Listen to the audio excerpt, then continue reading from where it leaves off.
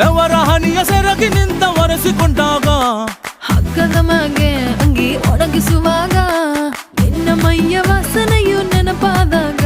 ಎರಡು ಕೈಯ ನೆತ್ತಿ ನೀನು ಜಡಿಸುತ್ತುವಾಗ ದಿಮ್ಮನಪ್ಪಿಕೊಂಡು ನಿದ್ದೆ ಮಾಡುವಾಗ ಸುಸ್ತಾಗೋಗಿ ನೀನು ಆಕಲಿಸುವಾಗ ಬತ್ತವಲ್ಲ ಫೀಲಿಂಗ್ಸು ಬಂದು ಬಂದು ಮುಚ್ಚಾಗ್ತಾವೆ ಫೀಲಿಂಗ್ಸು ಬತ್ತವಲ್ಲ ಫೀಲಿಂಗ್ಸ್